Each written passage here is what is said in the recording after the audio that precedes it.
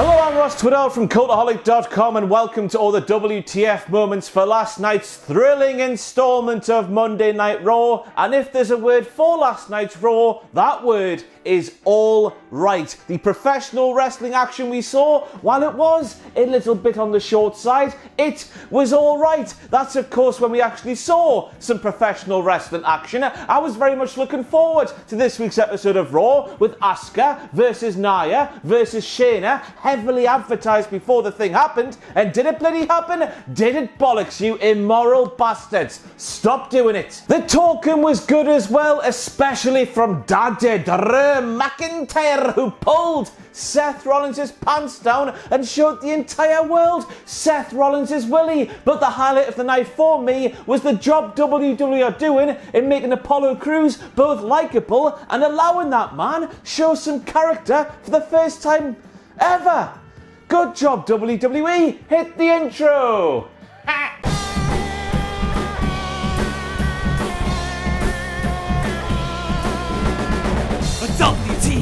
WTF!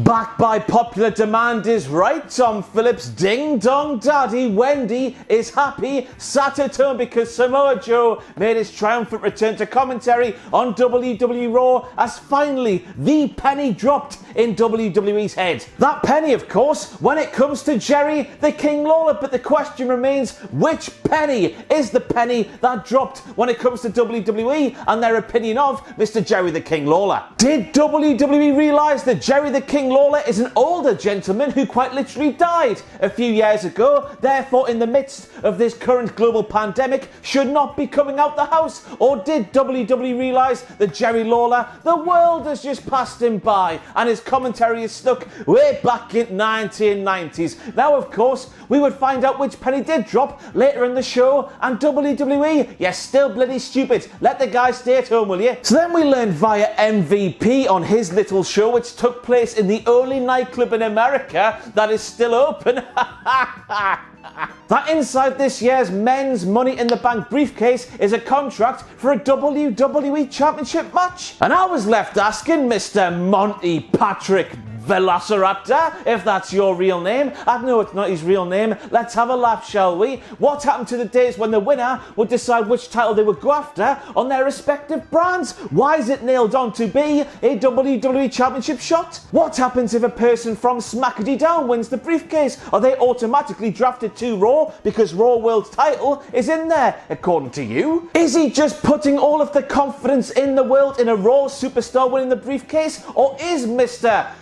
Montez Patricia Velcro giving out spoilers? Now this one might be one to keep an eye on, of course, or maybe, just maybe, MVP, stop doing your shows in the only nightclub in America that's still open. Stop drinking on the job, man, you're doing it wrong. Maybe. Now I know on last week's episode of Monday Night Vega, Apollo Crews defeated MVP in what was definitely Apollo Crews' biggest win in Apollo Crews' career, even though it definitely was not. But MVP saying that Apollo Crews is nailed on to win the Money in the Bank briefcase. That had me all like, you know what's going to happen now, don't you? What the hell now? Hold up, Mr. MVP. Now when you take a step back and look around, somebody like Apollo Crews should be winning the Money in the Bank briefcase, of course, to elevate him to levels he's never been to before. But just imagine saying before WrestleMania 36 that Apollo Crews, Mr. Money in the Bank. No. I would have called you a real silly Billy. Big words, I know. So MVP saying this, it was a bit too much for me to stomach, which means it has to be a WTF moment because my stomach is big. Zelina Vega's heels. No, not the men stood around her. No, not the Vega boys, but the shoes on her feet. I'm not being funny, right? But how the piss in hell do you walk in shoes like that? And again, we have Zelina Vega saying nobody's speaking about those three wrestling lads in that wrestling ring. Those three boring bastards there, they're no fun at all. They're less fun than no fun Stephanie. No fun Stephanie. Shawn Michaels, how you doing? None of those three wrestling lads measure up to my trio, said Zelina Vega. All of this is just weird when we all know what we all know, and if you don't know what we all know, what the hell are you doing here watching this YouTube channel, first and foremost? But then again, it's just all weird, isn't it? We all know. Now, I noticed when that brawl broke out at the start of last night's Raw that one of MVP's sofas turned into a sofa bed. What kind of a nightclub has sofa beds, MVP? What kind of a nightclub do you run, you dirty bastard? And so then we have Tom Phillips not doing what Tom Phillips does best. All Tom Phillips did in this instance was say something different to MVP. We heard what MVP said earlier about this year's men's Money in the Bank briefcase contracting, but this time Tom Phillips was saying the winner gets to challenge the champion from their respective brand. Who are we supposed to believe here? Kinky sex nightclub owner MVP or kinky Instagram DM man? Tom Phillips. It's a battle of the kinks. And then we see Austin Theory quite literally kicking the tattoos off of Aleister Black's body, and while that's going on, that's what Zelina Vega's face looks like. And once again, when we know what we know, that face there is just weird, isn't it? We know, man. We know. Stand back. There's a hurricane coming through. But only a little one though. It's actually the biggest little hurricane in WWE history, is it not? It is. But of course the real WTF moment is not Rey Mysterio looking like the hurricane, what's up with that? And all of that malarkey, but it's Angel Garza quite seamlessly changing a pair of trousers into a cape without even trying. Wow. Ugh. Ugh. They referenced that in Triple H's top 10 defining moments from Triple H's career as Triple H's 25 years in WWE celebration continued from last week's SmackDown where Vince McMahon made no sense. But yay, get in, yeah, WWE won a war.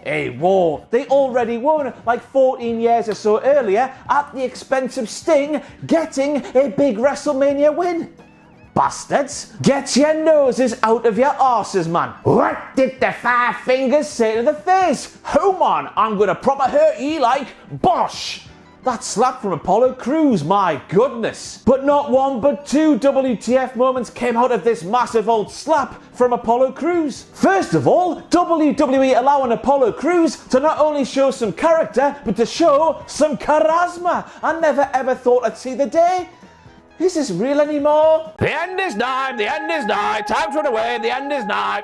And the second WTF moment in all of this has to be you thinking about what on earth does Stephanie Ladyballs think about all of this. And I'm saying that because Stephanie McMahon is the biggest slapper. She has the loudest and biggest slap in all of WWE. She hurts all of the faces when she makes contact with her palms. So Apollo Crews showing her up there by having a much louder and a much harder slap.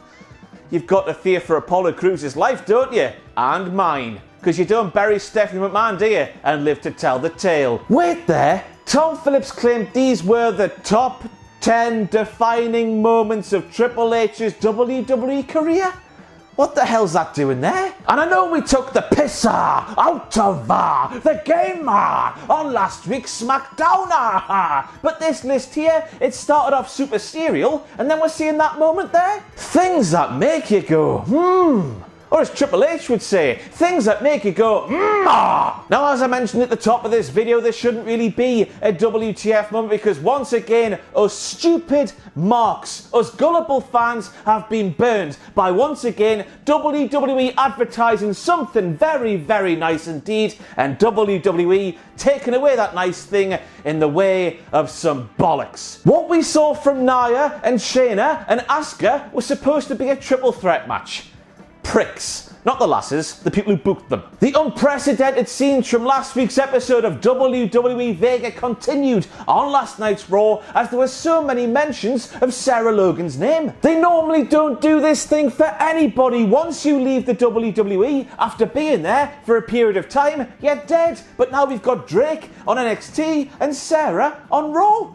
Unbelievable scenes, Jeff. Bizarro Land has come to life, Maggle, or maybe, just maybe, both of those people are going to be rehired. Who knows what the hell's going on? Do you know? I don't know. Help. Or maybe, just maybe, they are still mentioning Sarah Logan's name so much because it turns out that here, right now, on Tuesday the 10th of April, that Sarah Logan is an actual ghost who is still involved in this Ruby Riott versus Liv Morgan versus breakup of the Riott Squad that never really went anywhere. storyline. Ruby looks like she's actually seen a ghost there. All Liv Morgan did in that match, of course, was kick out, and look at Ruby's reaction there. Absolutely fantastic, but Sarah Logan is a ghost. Pass it on. And then we have a direct quote from Liv Morgan when she says, I'm still trying to figure out who I am and exactly what that means. So I've got my list of what Liv Morgan might be right here, and we can tick off rebellious Riott bin pusher over her, who used to push over all of the bins, and we can also tick off fake lesbian.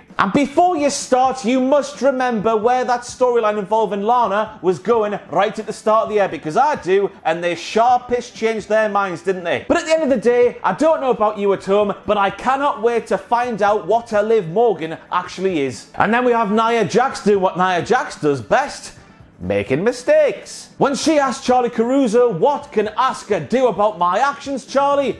Nothing. Well, she can, and she has. It turns out that Nia Jax and Asuka have had 12 one-on-one matches during the course of their illustrious careers, both on television and at live events. And guess who's won all 12?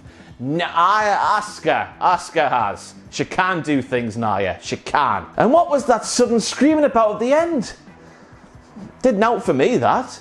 Calm down. And then we had the Viking Raiders come on the screen to right the wrongs from last week's absolute bollocks. The SpongeBob SquarePants bootleg thing. Viking Raiders. They had a turkey leg and everything. It was so funny. But with the memory of last week still fresh in the mind, they appeared on this week's show and said those who fail to learn from history are doomed to repeat it. So I guess that means, beyond any shadow of any doubt, we're getting no more Viking Raiders singing silly things. It wasn't a song, was it? It was just a thing, and that's a good thing. Let it burn in hell forever. So then we saw an advert for an upcoming Becky Lynch 24 episode, and Becky Lynch said that all 80,000 plus fans in the stadium at WrestleMania 35 were all in.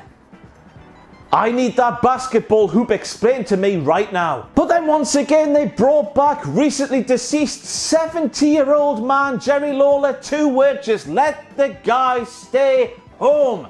For goodness sake, of all the people who appear on WWE TV these days, aside from Vince McMahon, I guess, but he is a genetic jackhammer, of course. Just let Jerry stay at home. But that is it for all your WTF moments from this week's Raw. A special shout out, of course, to that line from Drew McIntyre where he said that Seth Rollins has a special ability to both put his foot in his mouth and his head up his arse at the same time. Imagine that literally happening, because that's a fantastic mental image, is it? What am I talking about? Raw was alright. See you later.